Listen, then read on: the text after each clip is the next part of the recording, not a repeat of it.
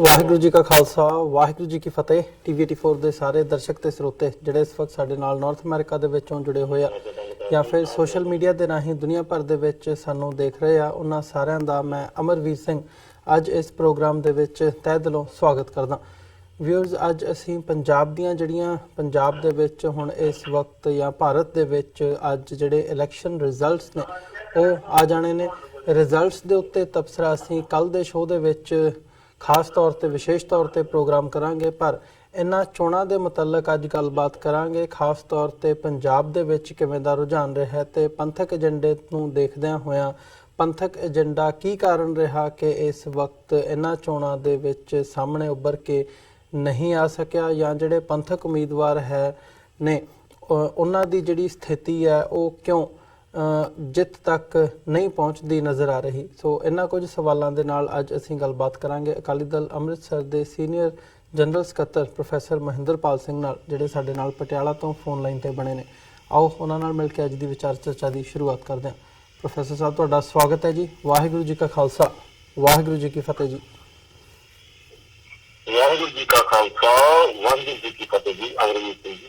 Professor ਸਾਹਿਬ, ਗੱਲਬਾਤ ਦੀ ਸ਼ੁਰੂਆਤ ਕਰੀਏ ਪੰਥਕ ਏਜੰਡੇ ਤੋਂ। ਜਿਹੜੇ ਪੰਜਾਬ ਦੇ ਵਿੱਚ ਜਾਂ ਪੰਜਾਬ ਪੱਖੀ ਗੱਲ ਕਰਨ ਵਾਲੇ ਕੈਂਡੀਡੇਟਸ ਨੇ ਉਹ ਥੋੜ੍ਹੀਆਂ ਸੀਟਾਂ 'ਤੇ ਨਜ਼ਰ ਆਉਂਦੇ ਸੀ। ਖਾਸ ਤੌਰ 'ਤੇ ਜੇ ਡਾਇਸਪੋਰਾ ਸਿੱਖਾਂ ਦੀ ਗੱਲ ਕਰਨੀ ਹੋਵੇ ਤਾਂ ਉਹਨਾਂ ਦਾ ਧਿਆਨ ਉਹ ਸੰਗਰੂਰ ਤੋਂ ਸਿਮਰਨਜੀਤ ਸਿੰਘ ਮਾਨ ਦੀ ਸੀਟ ਹੋਵੇ, ਪਟਿਆਲਾ ਤੋਂ ਡਾਕਟਰ ਧਰਮਵੀਰ ਗਾਂਧੀ ਹੋਣ, ਬੀਬੀ ਪਰਮਜੀਤ ਕੌਰ ਖਾਲੜਾ, ਮਨਵਿੰਦਰ ਸਿੰਘ ਗਿਆਸਪੁਰਾ, ਇਹ ਜਿਹੜੇ ਕੈਂਡੀਡੇਟ ਨੇ ਇਹਨਾਂ ਵੱਲ ਜ਼ਿਆਦਾ ਫੋਕਸ ਸੀ ਬਾਹਰਲੇ ਡਾਇਸਪੋਰਾ ਦਾ ਕਿ ਇਹਨਾਂ ਸੀਟਾਂ 'ਤੇ ਇਹਨਾਂ ਕੈਂਡੀਡੇਟਸ ਦੀ ਜਿਹੜੀ ਸਿਚੁਏਸ਼ਨ ਹੈ ਉਹ ਕਿਵੇਂ ਦੀ ਹੈ।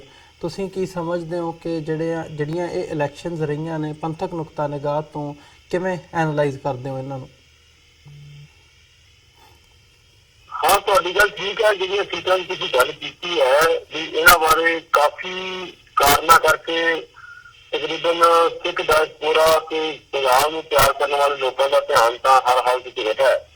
ਪਰ ਇਹਦੇ ਨਾਲ ਹੀ ਬਾਦਲਾਂ ਦੀਆਂ ਜਿਹੜੀਆਂ ਸੀਟਾਂ ਸੀ, ਚਾਹੇ ਬਠਿੰਡੇ ਵਾਲੀ ਸੀਟ ਸੀ ਜਾਂ ਫਿਰੋਜ਼ਪੁਰ ਵਾਲੀ ਸੀਟ ਸੀ ਜੀ, ਉਹਦੇ ਤੇ ਵੀ ਸਿੱਖਾਂ ਦਾ ਧਿਆਨ ਰਿਹਾ ਹੈ।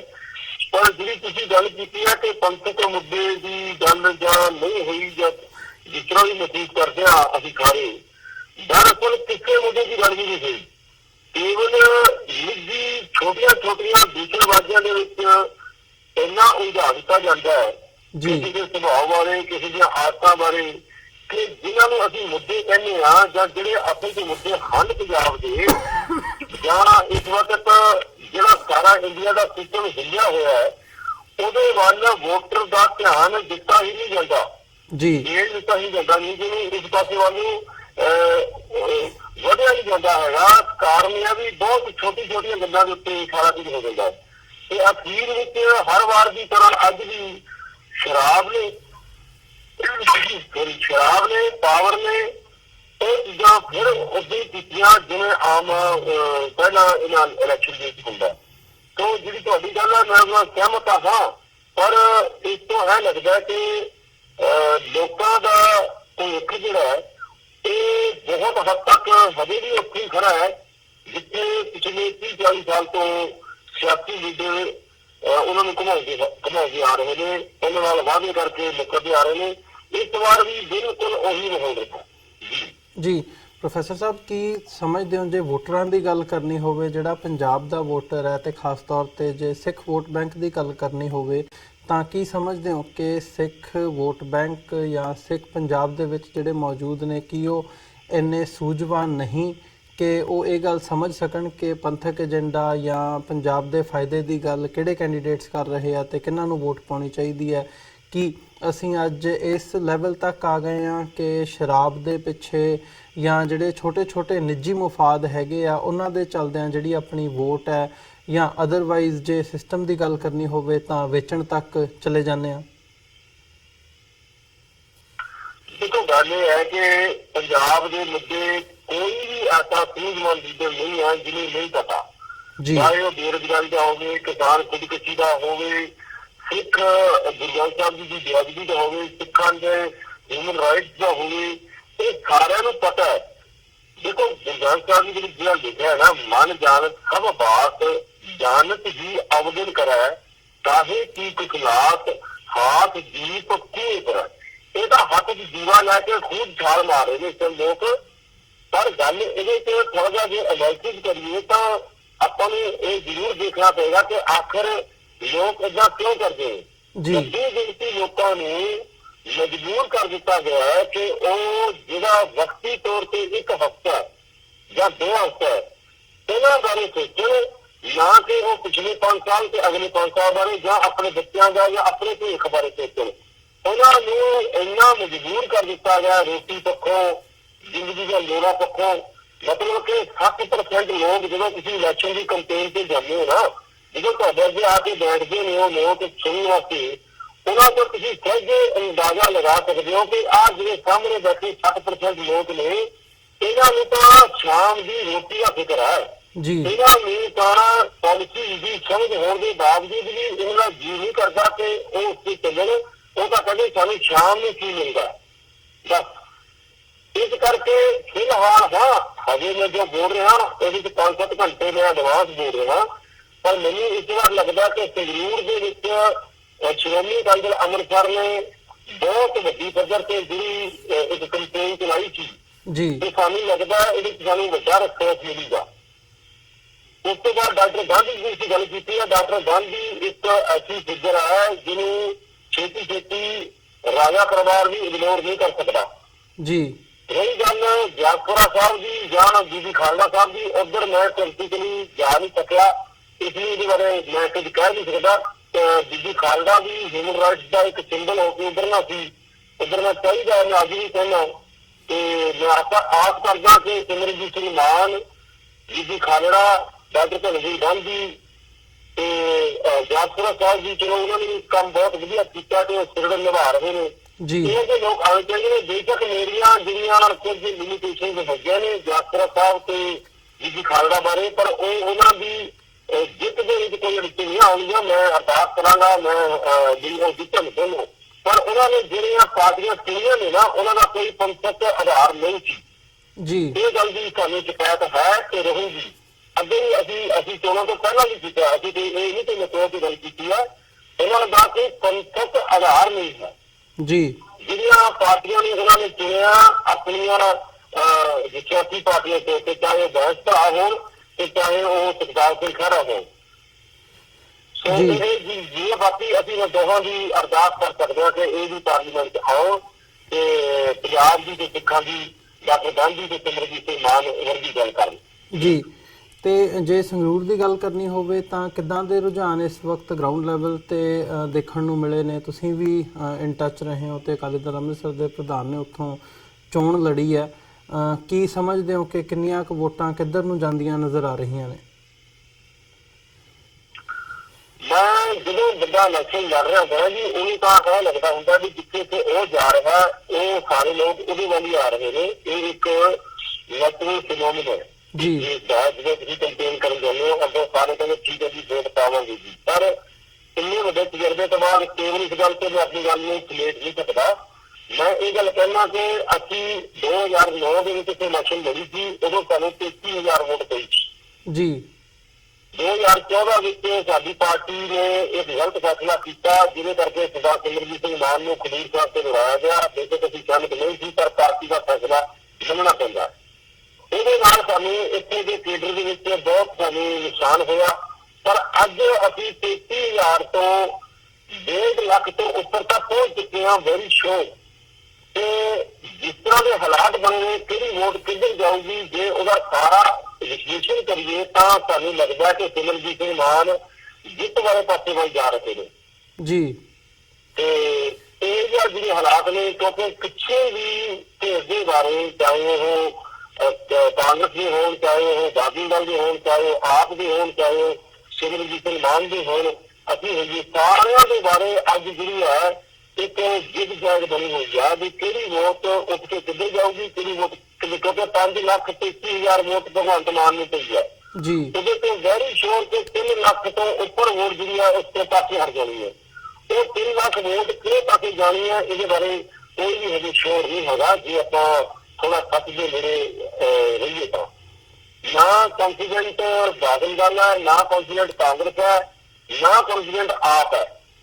ਤੇ ਜੀ। ਅਸੀਂ ਇਹ ਜ਼ਰੂਰ ਕਹਿੰਦੇ ਹਾਂ ਕਿ ਸਾਡਾ ਜਿਹੜਾ ਸੈਗਮੈਂਟ ਹੈ ਉਹ ਬਿਲਕੁਲ ਨਿਵੇਕਲਾ ਹੈ ਤੇ ਉਹਦੇ ਵਿੱਚ ਬਹੁਤ ਵੱਡੀ ਐਡੀਸ਼ਨ ਹੋਈ ਹੈ, ਬਹੁਤ ਵੱਡੀ ਐਡੀਸ਼ਨ ਹੋਈ ਹੈ। ਉਹ ਸਾਨੂੰ ਜਿੱਤ ਵਾਲੇ ਪਾਸੇ ਕਿੰਨੇ ਕਰਜ਼ੇ ਲੈ ਕੇ ਜਾਂਦੀ ਹੈ ਇਹ 2-4 ਘੰਟਿਆਂ ਬਾਅਦ ਸਾਨੂੰ ਪਤਾ ਲੱਗ ਜੂਗਾ, ਪਰ ਅਸੀਂ ਆਸ ਮੰਨਦੇ ਹਾਂ।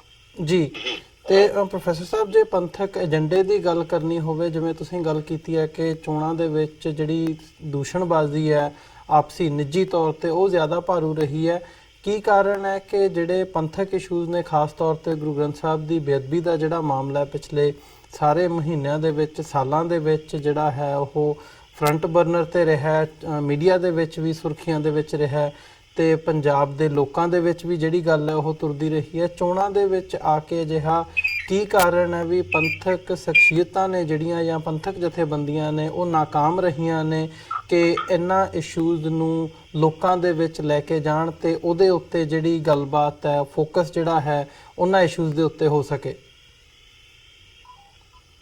ਦੇਖੋ, ਪਿਛਲੇ ਕਈ ਸਾਲ ਤੋਂ ਮੀਡੀਆ ਨਾਲ ਵੀ ਜੁੜੇ ਹੋਏ ਹੋ, ਮੈਂ ਵੀ ਇਸੇ ਫੀਲਡ ਵਿੱਚ ਰਹਾ ਜ਼ਿੰਦਗੀ ਦੇ ਵਿੱਚ। ਅਸਲ ਵਿੱਚ ਪੰਥਕ ਬੰਦੇ ਨੇ ਹੀ ਪੰਥਕ ਇਸ਼ੂ ਖਾਣੇ ਹੁੰਦੇ ਨੇ। ਜੇਕਰ ਅਸੀਂ ਬਾਦਲ ਦਲ ਦੀ ਗੱਲ ਕਰੀਏ ਜਾਂ ਕਾਂਗਰਸ ਦੀ ਗੱਲ ਕਰੀਏ ਜਾਂ ਆਮ ਆਦਮੀ ਪਾਰਟੀ ਦੀ ਗੱਲ ਕਰੀਏ, ਜਿਹੜੀਆਂ ਇਸ ਵਕਤ ਮੁੱਖ ਧਿਰਾਂ ਸੀਗੀਆਂ, ਉਹਨਾਂ ਦਾ ਪੰਥਕ ਦਾ ਕੋਈ ਹੈ ਹੀ ਨਹੀਂ ਜੀ। ਉਹਦਾ ਪੰਥ ਨੂੰ ਸਿਰਫ ਆਪਣੇ ਮੌਕੇ ਵਰਤੋਂ ਦੇ ਹੀ ਇੱਕ ਮਤਲਬ ਕਿ ਮੌਕੇ ਦੇ ਉੱਤੇ ਹੁੰਦੇ ਨੇ ਵੀ ਕਿਸੇ ਚੀਜ਼ ਤੇ ਸਾਨੂੰ 5% ਦੀ ਜਿਹੜੀ ਵੋਟ ਹੈ ਉਹ ਵੀ ਮਿਲ ਜਾਏ। ਪਰ ਓਰੀਜਨਲੀ ਪੰਥਕ ਜਿਹੜੇ ਸੀ ਉਹ ਤਾਂ ਸਰਦਾਰ ਸਿਮਰਜੀਤ ਸਿੰਘ ਮਾਨ ਸੀ। ਤੇ ਉਸ ਤੋਂ ਬਿਨਾਂ ਜੇ ਗਿਆਸਪੁਰਾ ਸਾਹਿਬ ਦੀ ਗੱਲ ਕੀਤੀ ਜਾਵੇ ਜਾਂ ਬੀਬੀ ਖਾਲੜਾ ਦੀ ਗੱਲ ਕੀਤੀ ਜਾਵੇ, ਉਹਨਾਂ ਦੇ ਜਿਹੜੇ ਮੈਂਟਰ ਸੀਗੇ ਉਹ ਪੰਥਕ ਹੈ ਹੀ ਨਹੀਂ। ਉਹ ਤਾਂ ਬਹੁਤ ਮਤਲਬ ਕਿ ਜਿਹੜੇ ਬੈਂਸ ਭਰਾ ਨੇ ਉਹ ਤਾਂ ਇੱਕ ਡਰਾਮੇਬਾਜ਼ੀ ਦੇ ਨਾਲ ਲੋਕਾਂ ਵਿੱਚ ਆਉਣਾ ਚਾਹੁੰਦੇ ਨੇ। ਸੋ ਉਹ ਪੰਥ ਦੀ ਗੱਲ ਕਿਵੇਂ ਕਰ ਸਕਦੇ ਸੀ, ਨਾ ਉਹਨਾਂ ਨੇ ਕੀਤੀ। ਹਾਂ, ਸਿਮਰਜੀਤ ਸਿੰਘ ਮਾਨ ਤੇ ਦੀ ਪਾਰਟੀ ਨੇ ਹਰ ਪਲੇਟਫਾਰਮ ਤੇ, ਹਰ ਛੋਟੇ ਵੱਡੀ ਸਟੇਜ ਦੇ ਉੱਤੇ ਇਲੈਕਸ਼ਨ ਦੇ ਦੌਰਾਨ ਸਭ ਤੋਂ ਉੱਪਰ ਗੁਰੂ ਗ੍ਰੰਥ ਸਾਹਿਬ ਜੀ ਦਾ ਮੁੱਦਾ, ਹਿਊਮਨ ਰਾਈਟਸ ਦਾ ਮੁੱਦਾ ਤੇ ਬੀਬੀ ਖਾਲੜਾ ਦੇ ਨਾਲ ਕਿਉਂਕਿ ਜੁੜਿਆ ਹੋਇਆ ਜਸਵੰਤ ਸਿੰਘ ਖਾਲੜਾ ਦਾ ਬਹੁਤ ਵੱਡਾ ਕਿਰਦਾਰ, ਬੜੀ ਵੱਡੀ ਸ਼ਹਾਦਤ ਹੈ ਜਿਹੜੀ ਇਹਨਾਂ ਨੇ ਹਿਊਮਨ ਰਾਈਟਸ ਦੇ ਉੱਤੇ ਦਿੱਤੀ ਹੈ, ਉੱਥੇ ਜ਼ਰੂਰ ਉਹ ਮੁੱਦਾ ਭਾਰੂ ਰਿਹਾ। ਤੇ ਇਹਨੂੰ ਪੰਥਕ ਕਹਿ ਲਈਏ ਜਾਂ ਹਿਊਮਨ ਰਾਈਟਸ ਵੱਲੋਂ ਕਹਿ ਲਈਏ, ਇਹ ਤਾਂ ਹਰ ਇੱਕ ਆਪਣੀ ਸਮਝ ਹੈ। ਤੇ ਇਸੇ ਤਰ੍ਹਾਂ ਗਿਆਸਪੁਰੇ ਦਾ ਜਿਹੜਾ ਮੁੱਦਾ ਉਹ ਵੀ ਜਿਹੜਾ ਹੈਗਾ ਉਹ ਜਿਹੜੀ ਤਰਾਸਦੀ ਹੋਈ ਹੈ, ਸਿੱਖਾਂ ਦੀ ਜਨੋਸਾਈਡ ਹੋਈ ਹੈ, ਉਹਦੇ ਨਾਲ ਸੰਬੰਧਿਤ ਹੈ। ਉੱਥੇ ਤਾਂ ਮਜਬੂਰੀ ਤੌਰ ਤੇ ਵੀ ਇਹ ਮੁੱਦਾ ਉੱਠਿਆ, ਪਰ ਉਹਨਾਂ ਦੇ ਮੈਂਟਰ ਜਿਹੜੇ ਸੀ ਉਹ ਪੰਥਕ ਨਾ ਹੋਣ ਕਰਕੇ ਉਹ ਬਹੁਤ ਜ਼ਿਆਦਾ ਹਾਈਲਾਈਟ ਨਹੀਂ ਹੋ ਸਕਿਆ ਸੋਸ਼ਲ ਮੀਡੀਆ ਦੇ ਵਿੱਚ। ਸਾਡਾ ਤੁਸੀਂ ਦੇਖ ਸਕਦੇ ਹੋ ਰਿਕਾਰਡ ਸੋਸ਼ਲ ਮੀਡੀਆ ਜੋ ਓਪਨ ਫॉर ਆਲ, ਕਿ ਉਹਦੇ ਵਿੱਚ ਪੰਥਕ ਮੁੱਦਾ ਤੇ ਪੰਜਾਬ ਦੇ ਮੁੱਦੇ, ਖਾਸ ਕਰ ਪਾਣੀਆਂ ਦੀ ਗੱਲ, ਕਿਸਾਨੀ ਦੀ ਗੱਲ ਜਿਹੜੀ ਹੈ ਉਹ ਅਸੀਂ ਮੁੱਖ ਤੌਰ ਤੇ ਕੀਤੀ ਹੈ। ਮੈਂ ਹੈਰਾਨ ਹਾਂ ਕਿ ਜਿਹੜੇ ਸਾਰਾ ਦਿਨ ਆਪਣੇ ਆਪ ਨੂੰ ਸੋਸ਼ਲ ਮੀਡੀਆ ਤੇ ਰੱਖਦੇ ਸੀ ਧਿਰਾਂ, ਉਹਨਾਂ ਨੇ ਵੀ ਕਿਸਾਨ ਦੀ ਖੁਦਕੁਸ਼ੀ ਦੇ ਉੱਪਰ ਤੇ ਗੁਰੂ ਗ੍ਰੰਥ ਸਾਹਿਬ ਜੀ ਦੀ ਬੇਅਦਬੀ ਨੂੰ ਸੁਪਰੀਮ ਮੰਨ ਕੇ ਕੋਈ ਵੀ ਡਿਬੇਟ ਕੀਤੀ ਜੀ ਦੇਖ ਸਕਦੇ ਜੀ। ਤੇ ਇਹ ਗੱਲ ਅੱਗੇ ਵਜ੍ਹਾ ਲਾਇਆ ਜਾਊਗਾ ਕਿ ਜੇ ਇਹ ਲੋਕ ਐਨ ਮੌਕੇ ਤੇ ਆ ਕੇ ਇਹ ਇਸ਼ੂ ਛੱਡ ਦਿੰਦੇ ਨੇ ਤਾਂ ਲੋਕਾਂ ਨੂੰ ਅਵੇਅਰ ਕਰਨ ਦੀ ਆਪਣੀ ਡਿਊਟੀ ਹੈਗੀ ਆ। ਹੋਰ ਕੀ ਕਰ ਸਕਦੇ ਆ? ਗੱਲ ਤਾਂ ਇਹ ਹੈ ਵੀ ਮੈਂ ਪਹਿਲਾਂ ਕਿਹਾ ਵੀ ਹਾਥ ਜੀਤ ਖੂਹ ਕਰੇ, ਹੁਣ ਲੋਕਾਂ ਨੂੰ ਸਮਝ ਆ। ਇੱਕ ਤਾਂ ਸੈਗਮੈਂਟ ਮਜਬੂਰ ਹੋ ਗਿਆ, ਦੂਜਾ ਸੈਗਮੈਂਟ ਜਿਹੜਾ ਉਹ ਹੋ ਗਿਆ ਜਿਹਨੂੰ ਕਹਿੰਦੇ ਨੇ ਮਤਾਰੀ ਹੋ ਗਿਆ। ਉਹ ਕਹਿੰਦਾ ਵੀ ਮੈਂ ਜੇ ਇਹ ਗੱਲ ਕਹਿਣਾ ਤਾਂ ਮੇਰੇ ਬਾਦਲ ਨਾਲ ਜਾਂ ਕਾਂਗਰਸ ਨਾਲ ਸੰਬੰਧ ਟੁੱਟਦੇ ਨੇ, ਮੇਰੇ ਕੰਮਾਂ ਵਿੱਚ ਰੁਕਾਵਟ ਆਉਂਦੀ ਹੈ, ਮੇਰੇ ਬਿਜ਼ਨਸ 'ਚ ਰੁਕਾਵਟ ਆਉਂਦੀ ਹੈ, ਇਸ ਕਰਕੇ ਮੈਂ ਨਾ ਹੀ ਬੋਲਾਂ ਤਾਂ ਚੰਗੀ ਗੱਲ ਹੈ। ਉਹ ਇਸ ਕਰਕੇ ਚੁੱਪ ਕਰ ਗਿਆ ਜੀ। ਸੋ ਇਹ ਸਾਰਾ ਓਵਰਆਲ ਜਿਹੜੀ ਸਾਡੀ ਸੁਸਾਇਟੀ ਹੈ, ਸਾਡਾ ਜਿਹੜਾ ਸਟੇਟ ਹੈ, ਜਿਹੜਾ ਉਹਦੀਆਂ ਸਮੱਸਿਆਵਾਂ ਜਿਹੜੀਆਂ ਨੇ ਉਹ ਹੋਰ ਹਿੱਸਾਂ ਵੱਲ ਜਾਣ ਦੀ ਸੰਭਾਵਨਾ ਵਧੀ ਹੈ ਇਹਨਾਂ ਇਲੈਕਸ਼ਨ ਦੇ ਵਿੱਚ, ਬਜਾਏ ਕਿ ਇਹਨਾਂ ਦਾ ਸੁਧਾਰ ਦਾ ਕੋਈ ਮਤਲਬ ਕਹਿਣ ਤੋਂ ਆਪਾਂ ਆਸ ਕਰਦੇ ਜੀ। ਇਹ ਵੀ ਸਾਡੀ ਪਾਰਟੀ ਪਹਿਲਾਂ ਦੀ ਤਰ੍ਹਾਂ ਇਸ ਗੱਲ ਦੇ ਉੱਤੇ ਬਹੁਤ ਜ਼ਿਆਦਾ ਜ਼ੋਰ ਦਿੰਦੀ ਰਹੀ ਹੈ ਕਿ ਨਸ਼ਾ, ਜਵਾਨੀ, ਕਿਸਾਨੀ, ਬੱਚਿਆਂ ਦੀ ਤੱਕ ਪੜ੍ਹਾਈ, ਮੈਡੀਕਲ ਤੇ ਜਿਹੜਾ ਇਹ ਗੁਰੂ ਗ੍ਰੰਥ ਸਾਹਿਬ ਜੀ ਦਾ ਮੁੱਦਾ ਹੈ, ਇਹ ਸਭ ਤੋਂ ਅਹਿਮ ਮੁੱਦੇ ਨੇ ਸਾਡੇ ਪੰਜਾਬ ਵਾਸਤੇ ਵੀ ਤੇ ਸਿੱਖਾਂ ਵਾਸਤੇ ਜੀ। ਪ੍ਰੋਫੈਸਰ ਸਾਹਿਬ, ਜਿਵੇਂ ਤੁਸੀਂ ਗੱਲ ਕੀਤੀ ਹੈ ਕਿ ਤੁਹਾਡਾ ਮੰਨਣਾ ਹੈ ਕਿ ਅਕਾਲੀ ਦਲ ਅੰਮ੍ਰਿਤਸਰ ਦੇ ਵੋਟ ਬੈਂਕ ਦੇ ਵਿੱਚ ਇਸ ਵਕਤ ਕਾਫੀ ਵੱਡਾ ਵਾਧਾ ਹੁੰਦਾ ਨਜ਼ਰ ਆ ਰਿਹਾ ਹੈ, ਇਹਦਾ ਜੇ ਕਾਰਨ ਦੇਖਣਾ ਹੋਵੇ ਮੈਂ ਸਮਝੂੰਗਾ ਵੀ ਖਾਸ ਤੌਰ ਤੇ ਜਿਹੜੇ ਪੰਥਕ ਇਸ਼ੂਜ਼ ਹਾਈਲਾਈਟ ਹੋਏ ਨੇ ਪਿਛਲੇ ਸਮੇਂ ਦੇ ਵਿੱਚ ਗੁਰੂ ਗ੍ਰੰਥ ਸਾਹਿਬ ਦੀ ਬੇਅਦਬੀ ਜਿਹਦੇ ਵਿੱਚੋਂ ਮੇਨ ਹੈ, ਤੇ ਬਰਗਾੜੀ ਮੋਰਚਾ ਇਹਦੇ ਵਿੱਚ ਜਿਹਨੇ ਅਹਿਮ ਇੱਕ ਰੋਲ ਅਦਾ ਕੀਤਾ, ਜਿਹੜਾ ਪੰਥਕ ਵੋਟ ਕੰਸੋਲੀਡੇਟ ਹੋਈ, ਪੰਥਕ ਇਸ਼ੂਜ਼ ਦੇ ਉੱਤੇ ਜਿਹੜਾ ਫੋਕਸ ਹੈ ਉਹ ਬਣਿਆ। ਕੀ ਕਾਰਨ ਸਮਝਦੇ ਹੋ ਕਿ ਉਹ ਜਿਹੜੀ ਗੱਲ ਹੈ ਜਿਹੜੀ ਪਿਛਲੇ 6-7 ਮਹੀਨੇ ਪਹਿਲਾਂ ਨਜ਼ਰ ਆਉਂਦੀ ਸੀ ਬਰਗਾੜੀ ਮੋਰਚੇ ਦੇ ਦੌਰਾਨ ਕਿ ਇੱਕ ਚੰਗਾ ਜਿਹੜਾ ਪਲੇਟਫਾਰਮ ਬਣਦਾ ਨਜ਼ਰ ਆ ਰਿਹਾ ਸੀ, ਉਹ ਨਹੀਂ ਕੈਰੀ ਹੋ ਸਕਿਆ? ਜੇ ਉਹ ਗੱਲ ਇੱਥੇ ਤੱਕ ਆ ਜਾਂਦੀ, ਉਹ ਸਿਚੁਏਸ਼ਨ ਇੱਥੇ ਤੱਕ ਲਾਸਟ ਕਰਦੀ, ਤਾਂ ਅੱਜ ਜਿਹੜੀ ਪੰਜਾਬ ਦੀ ਸਿਆਸਤ ਹੈ ਉਹ ਕੁਝ ਹੋਰ ਹੋਣੀ ਸੀ। ਇਹ ਗੱਲ ਬਾਰੇ ਦੇਖੋ ਵਿਸ਼ਲੇਸ਼ਣ ਦਾ ਟਾਈਮ ਉਹਨਾਂ ਨਹੀਂ ਮਿਲ ਸਕਿਆ, ਪਰ ਇਹਦੇ ਨਾਲ ਮੈਂ ਸਹਿਮਤ ਹਾਂ ਤੁਹਾਡੀ ਗੱਲ ਨਾਲ ਕਿ ਬਰਗਾੜੀ ਦੇ ਬਾਰੇ ਜਿਹੜਾ ਇੱਕ ਬਣਿਆ ਸੀ ਮਾਹੌਲ, ਉਹਨੂੰ ਜਿਹੜੇ ਜ਼ਿੰਮੇਵਾਰ ਵਿਦੇਸ਼ ਪ੍ਰਧਾਨ ਸੀਗੇ ਇਹ ਬੇਸ਼ੱਕ ਬਹੁਤ ਵੱਡੀਆਂ ਪ੍ਰਾਪਤੀਆਂ ਤਾਂ ਕਰ ਗਏ, ਪਰ ਅੰਤਮ ਪੜਾਅ ਤੇ ਆ ਕੇ ਉਹ ਲੋਕਾਂ ਦੇ ਨੂੰ ਵਿਸ਼ਵਾਸ ਚ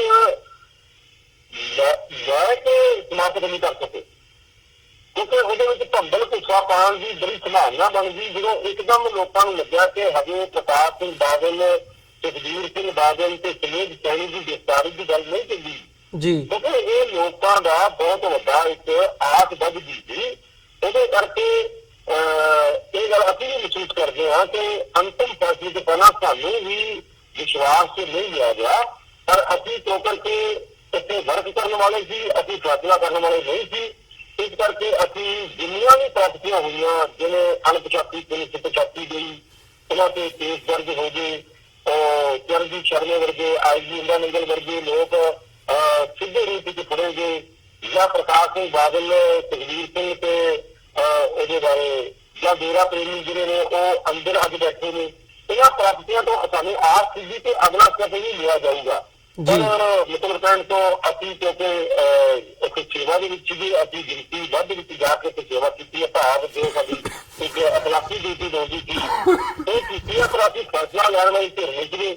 ਸੋ ਇਹ ਗੱਲ ਜ਼ਰੂਰ ਮਹਿਸੂਸ ਕੀਤੀ ਜਾਏਗੀ ਆਉਣ ਵਾਲੇ ਟਾਈਮ ਦੇ ਵਿੱਚ ਵੀ, ਜੇਕਰ ਬਰਗਾੜੀ ਮੋਰਚਾ ਸਮੇਂ ਤੋਂ ਥੋੜਾ ਜਿਹਾ ਪਹਿਲਾਂ ਨਾ ਉਠਾਇਆ ਜਾਂਦਾ ਤਾਂ ਵਾਕਈ ਅੱਜ ਜਿਹੜੇ ਜੋ ਆਪਾਂ ਗੱਲ ਕਰ ਰਹੇ ਹਾਂ, ਜੋ ਅਸੀਂ ਅੰਦਰੋਂ ਦੁੱਖ ਮਹਿਸੂਸ ਕਰ ਰਹੇ ਹਾਂ, ਉਹ ਮਾਹੌਲ ਨਾ ਬਣ ਕੇ ਬਲਕਿ ਪੰਥ ਦੀ ਤੇ ਪੰਜਾਬ ਦੀ ਤੇ ਕੌਮ ਦੀ ਗੱਲ ਬੜੀ ਵੱਡੀ ਪੱਧਰ ਤੇ ਚੱਲਣੀ ਸੀ ਤੇ ਉਹਨੂੰ ਸਵੀਕਾਰ ਕੀਤਾ ਜਾਣਾ ਸੀ ਲੋਕਾਂ ਵੱਲੋਂ। ਪਰ ਸਾਡੀ ਜਿਹੜੀ ਵੋਟ ਗਿਣਤੀ ਵਧੀ ਹੈ ਉਹਦਾ ਕਾਰਨ ਮੈਂ ਇਹ ਮੰਨਦਾ ਕਿ ਜਿਹੜੇ ਪੰਥਕ ਇਸ਼ੂ ਸੀ, ਸਾਨੂੰ ਲੋਕ ਬਹੁਤ ਜਿਹੜੇ ਸੁਹਿਰਦ ਲੋਕ ਨੇ ਅਕਸਰ ਇਹ ਗੱਲ ਕਹਿੰਦੇ ਨੇ ਕਿ ਤੁਸੀਂ ਸਹੀ ਹੋ ਪਰ ਤੁਹਾਡਾ ਲੋਕਾਂ ਤੱਕ ਆਵਾਜ਼ ਨਹੀਂ ਪਹੁੰਚੀ। ਅਸੀਂ ਇਸ ਵਾਰੀ ਜਿਹੜੀ ਆਗੜ ਜੋਨ ਬਣਾ ਕੇ ਆਪਣੀ ਗੱਲ ਨੂੰ ਲੋਕਾਂ ਨੂੰ ਸਮਝਾ ਸਕੇ ਹਾਂ, ਉਹ ਸਾਡੀ ਗੱਲ ਨਹੀਂ, ਉਹ ਪੰਥ ਦੀ ਗੱਲ ਹੈ, ਉਹ ਕੌਮ ਦੀ ਗੱਲ ਹੈ, ਉਹ ਪੰਜਾਬ ਦੀ ਗੱਲ ਹੈ। ਉਹ ਸਮਝਣ ਦੇ ਨਾਲ ਸਾਡੀ ਜਿਹੜੀ ਵੋਟ ਗਿਣਤੀ ਹੈ ਉਹ ਵਧੀ ਹੈ ਜੀ। ਇਹ ਮੈਂ ਗੱਲ ਕਰਨਾ ਕਿਉਂਕਿ ਸਾਡੀ ਗੱਲ ਠੀਕ ਰਹੀ ਹੈ ਹਮੇਸ਼ਾ, ਪਰ ਇਹ ਵੀ ਨਾਲ ਹੈ ਕਿ ਅਸੀਂ ਆਪਣੀ ਗੱਲ ਨੂੰ ਜ਼ਿਆਦਾ ਲੋਕਾਂ ਤੱਕ ਉਸ ਤਰ੍ਹਾਂ ਨਹੀਂ ਪਹੁੰਚਾ ਸਕੇ ਜਿਸ ਤਰ੍ਹਾਂ ਅਸੀਂ ਪਹੁੰਚਾਉਣਾ ਚਾਹੁੰਦੇ ਸੀ। ਇਸ ਵਾਰ ਅਸੀਂ ਇਹਦੇ ਵਿੱਚ ਇੱਕ ਮਤਲਬ ਕਹਿਣ ਤੋਂ ਅਚੀਵਮੈਂਟ ਕੀਤੀ ਹੈ, ਸਫਲਤਾ ਕੀਤੀ ਹੈ ਕਿ ਅਸੀਂ ਬਹੁਤ ਹੀ ਜ਼ਮੀਨੀ ਪੱਧਰ ਤੇ ਵੰਡ ਕੇ ਕੰਮ ਕੀਤਾ ਤੇ ਹਰ ਇੱਕ ਪੱਧਰ ਤੇ ਅਕਾਊਂਟੇਬਿਲਿਟੀ ਦੇ ਨਾਲ ਅਸੀਂ ਕੰਮ ਕਰਕੇ ਆਪਣੀ ਗੱਲ ਜਾਂ ਪੰਜਾਬ ਦੀ ਗੱਲ ਜਾਂ ਕੌਮ ਦੀ ਗੱਲ ਜਾਂ ਹਿਊਮਨ ਰਾਈਟਸ ਦੀ ਗੱਲ ਨੂੰ ਲੋਕਾਂ ਨੂੰ ਸਮਝਾਉਣ ਕੇ ਸਫਲ ਹੋਏ ਹਾਂ। ਜਿੰਨਾ ਕੁ ਅਸੀਂ ਸਮਝਾਉਣ ਕੇ ਸਫਲ ਹੋ ਸਕੇ ਆਪਣੇ ਸੀਮਤ ਸੋਰਸਿਸ ਦੇ ਰਾਹੀਂ, ਉਹਨਾਂ ਲੋਕਾਂ ਨੇ ਸਮਝ ਕੇ ਸਾਨੂੰ ਰਿਸਪੌਂਸ ਜ਼ਰੂਰ ਦਿੱਤਾ।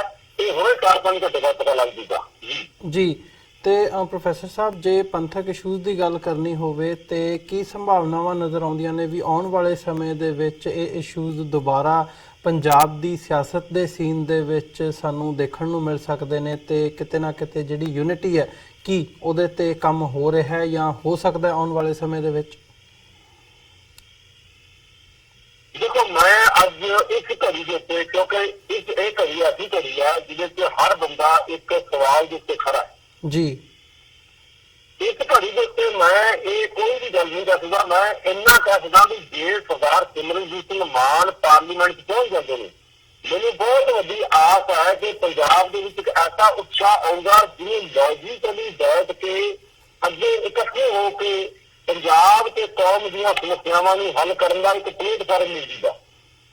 ਤੇ ਜੇਕਰ ਨਾ ਸਫਲ ਹੋ ਸਕੇ ਉਸ ਤੋਂ ਬਾਅਦ ਦੇਖਿਆ ਜਾਊਗਾ ਕਿ ਉਹਨਾਂ ਨੂੰ ਗਿਣਤੀ ਕਿੰਨੀ ਸਵੀਕਾਰ ਕੀਤਾ ਜਾਂਦਾ, ਕਿਉਂਕਿ ਅੱਗੇ ਐਸਜੀਪੀਸੀ ਹੈ, ਅੱਗੇ ਅਸੈਂਬਲੀ ਹੈ, ਬਹੁਤ ਐਸੀਆਂ ਗੱਲਾਂ ਨੇ ਜਿਹਦੇ ਵਿੱਚ ਪੰਥਕ ਧਿਰਾਂ ਨੂੰ ਇਕੱਠੇ ਹੋ ਕੇ ਚੱਲਣਾ ਚਾਹੀਦਾ। ਪਰ ਮੈਨੂੰ ਇਸ ਗੱਲ ਤੇ ਇੱਥੇ ਅਫਸੋਸ ਵੀ ਹੈ ਕਿ ਸਿਮਰਨਜੀਤ ਸਿੰਘ ਮਾਨ ਵਰਗੇ ਇੱਕ ਪ੍ਰੋੜ ਸਿਆਸਤਦਾਨ ਜਿਨ੍ਹਾਂ ਦੇ ਉੱਤੇ ਕੋਈ ਦੋਸ਼ ਲੱਗਦਾ ਨਹੀਂ ਕਿ ਉਹਨਾਂ ਨੇ ਕਦੇ ਪੰਥਕ ਮੁੱਦਿਆਂ ਨੂੰ ਜਾਂ ਪੰਜਾਬ ਦੇ ਮੁੱਦਿਆਂ ਨੂੰ ਸਿੱਧ ਦਿਖਾਈ ਹੋਵੇ, ਖੁੱਲ੍ਹ ਕੇ ਪੰਥਕ ਧਿਰਾਂ ਨੇ ਉਹਨਾਂ ਦੀ ਸਪੋਰਟ ਨਹੀਂ ਕੀਤੀ।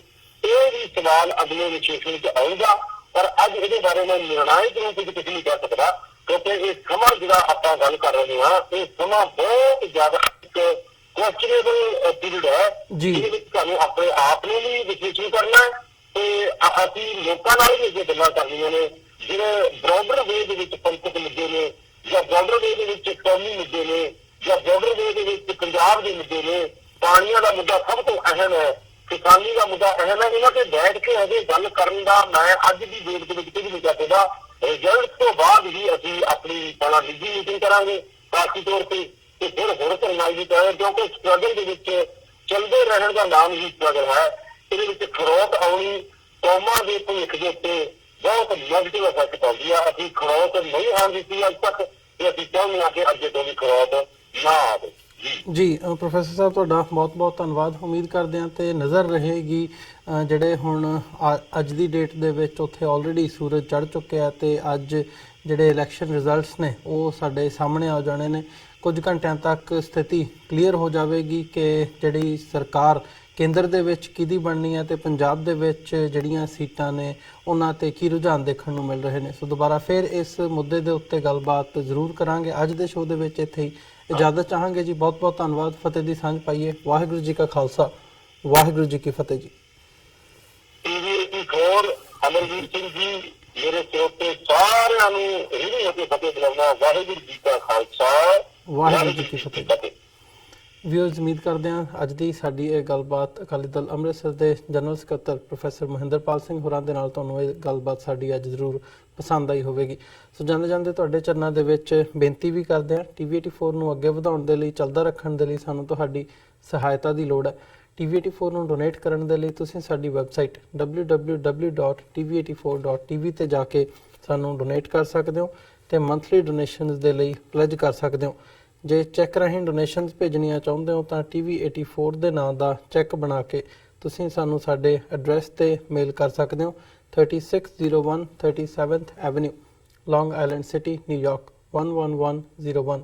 ਵੈਬਸਾਈਟ ਇੱਕ ਵਾਰ ਫਿਰ ਦੱਸਦੇ ਹਾਂ www.tv84.tv। ਇਸੇ ਦੇ ਨਾਲ ਵਿਊਅਰਸ ਅੱਜ ਦੇ ਪ੍ਰੋਗਰਾਮ ਦੇ ਵਿੱਚ ਅਸੀਂ ਤੁਹਾਡੇ ਕੋਲੋਂ ਇੱਥੇ ਇਜਾਜ਼ਤ ਚਾਹਾਂਗੇ। ਦੁਬਾਰਾ ਫਿਰ ਕੱਲ੍ਹ ਨੂੰ ਤੁਹਾਡੇ ਨਾਲ ਮੁਲਾਕਾਤ ਹੋਵੇਗੀ। ਤਦ ਤੱਕ ਲਈ ਇਜਾਜ਼ਤ ਦਿਓ ਜੀ। ਵਾਹਿਗੁਰੂ ਜੀ ਕਾ ਖਾਲਸਾ, ਵਾਹਿਗੁਰੂ ਜੀ ਕੀ ਫਤਿਹ।